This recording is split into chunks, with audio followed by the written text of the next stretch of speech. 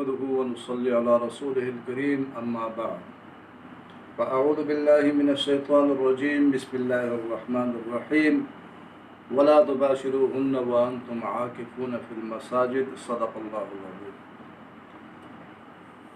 معزز ناظرین کرام، کل آپ حضرات کے سامنے اعتکاف کے مسئلے پہ کچھ گفتگو ہوئی۔ اعتکاف کی فضیلت کے سلسلے میں کچھ احادیث آپ حضرات کے سامنے بیان ہوئی۔ یہ ایک بہت بڑی عبادت ہے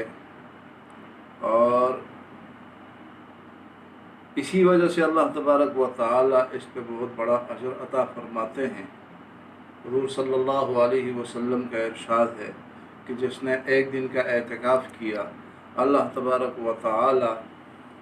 اس کے اور جہنم کے درمیان 3 خندقیں حائل فرما دیں گے، اور ایک خندق کا فاصلہ وہ آسمان اور زمین کے درمیان کا جتنا فاصلہ ہے اتنا فاصلہ ہو۔ اب ایک آدمی 10 دن کا اعتکاف کرتا ہے تو آپ اندازہ لگائیں گے کتنا اجر و ثواب ملے گا اس کو۔ یہ اس عبادت کی عظمت کی وجہ سے کہ جو عبادت جتنی عظیم ہوگی اس پہ اجر و ثواب بھی اتنا ہی عظیم ملے گا۔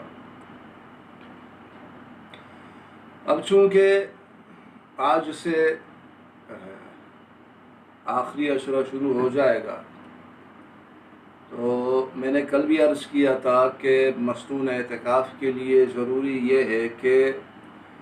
آدمی 20ویں روزے کے دن عصر کی نماز کے بعد مغرب یعنی طلوع غروب شمس سے تھوڑی دیر قبل تک مسجد میں جہاں اس نے اعتکاف کرنا ہے وہاں چلا جائے، وہاں پہنچ جائے، اپنا بستر لے جائے۔ ایک شخص اگر غروب آفتاب کے 2 منٹ 1 منٹ بعد بھی مسجد میں داخل ہوا تو مصنون اعتکاف نہیں کہلایا جائے گا۔ لہذا مصنون اعتکاف کے لیے ضروری ہے کہ وہ غروب آفتاب سے قبل مسجد میں پہنچے۔ مسجد میں پہنچنے کے بعد یہ تو ظاہری بات ہے کہ انسان جا کے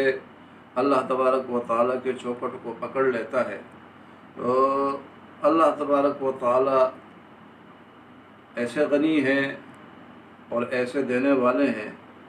کہ جو شخص جا کے اللہ تبارک و تعالیٰ کی چوکٹ پہ پڑ جائے، اللہ تبارک و تعالیٰ کی چوکٹ سے چمٹ جائے، اللہ تبارک و تعالیٰ اس کو بے حساب عطا فرمائیں گے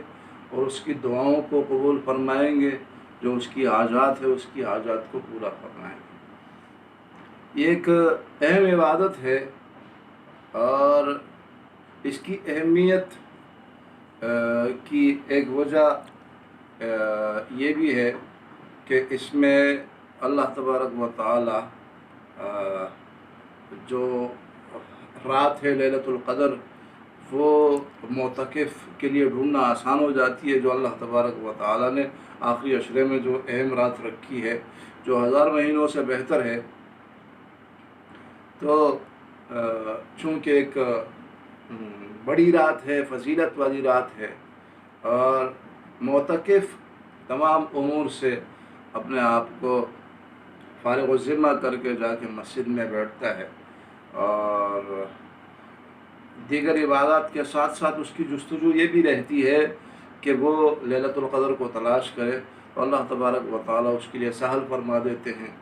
آخری عشرے میں ایک عظیم رات کا واقع ہونا ہے، ظہور پذیر ہونا ہے، تو اس کی عظمت اس وجہ سے بھی سامنے آتی ہے۔ اعتکاف چونکہ ایک عظیم عبادت ہے، اللہ تبارک و تعالیٰ اس پہ بہت بڑا اجر عطا فرماتے ہیں، لیکن یہ اس وقت ہوگا کہ جب اعتکاف کی روح کو زندہ کیا جائے۔ اعتکاف کی روح کو زندہ کیسے رکھا جائے گا؟ وہ یہ ہے کہ معتکف بلا ضرورت مسجد سے باہر نہیں نکلے گا۔ اگر کوئی شخص، کوئی معتکف مسجد سے بلا ضرورت باہر نکلا تو اس کا اعتکاف فاسد ہو جائے گا۔ اور دوسری وجہ یہ ہے کہ ایک انسان اگر ضرورت کی وجہ سے باہر نکلا مسجد سے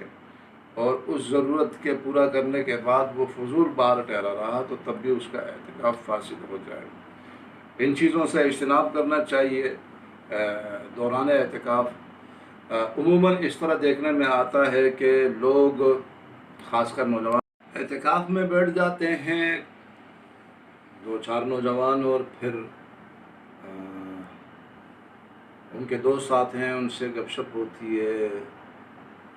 محفلیں جمتی ہیں اور فضول طرح کی باتیں ہوتی ہیں یا موبائل فون کا استعمال ہوتا ہے، تو یہ تمام چیزیں ایسی ہیں کہ جو اعتکاف کے روح کو مجروح کر دیتی ہیں۔ یاد رکھیں کہ آپ صلی اللہ علیہ وسلم کا ارشاد ہے کہ جو شخص مسجد میں دنیا کی باتیں کرتا ہے، فضول باتیں کرتا ہے، لغو باتیں کرتا ہے، تو اس کی نیکیاں ایسی ختم ہو جاتی ہیں، دنیاوی باتیں اس کی نیکیوں کو ایسے جلا کے رکھ دیتی ہیں جس طرح آگ خشک لکڑیوں کو جلاتی ہے۔ ایک شخص اعتکاف کی حالت میں ہے اور پھر وہ فضول باتیں کر رہا ہے یا موبائل فون کا استعمال کر رہا ہے یا اس طرح اس نے محفلیں جمائی ہیں، تو اب یہاں پر اعتکاف کا ثواب تو کجا، الٹا جو اس کی نیکیاں ہیں وہ ختم ہو رہی ہیں، الٹا جو اس کو اللہ تبارک و تعالیٰ کی طرف سے اجر ملنا تھا، بجائے اس کے اب یہاں اس کی پکڑ کا جو ہے وہ سامان کر رہا ہے، یہ اپنے آپ کو پکڑوانے کا، اللہ تبارک و تعالیٰ کے عذاب میں دینے کا۔ لہذا ایسی چیزیں وہ مسجد کے تقدس اور مسجد کے آداب کے بھی خلاف ہیں، اور اس سے جو ہے اعتکاف کی روح مجروح ہو جاتی ہے۔ ایک شخص اگر اعتکاف میں بیٹھنے کا اس کا ارادہ ہے تو وہ یکسو ہو کر بیٹھے اور موبائل فون اپنے ساتھ نہ لائے، اور اسی طرح دوستوں کو نہ بلوائے جو بیٹھ کے اس کے ساتھ جو ہے فضول طرح کی جو ہے باتیں کرے اور فضول مجلسیں قائم کرے مسجد میں۔ اس طرح کرے گا تو اس کو اعتکاف کا ثواب نہیں ملے گا، الٹا یہ گناہ گار ہوگا اور اللہ تبارک و تعالیٰ کے قہر و غضب کو دعوت دے گا۔ وآخر الدعوانا الحمدللہ رب العالمین۔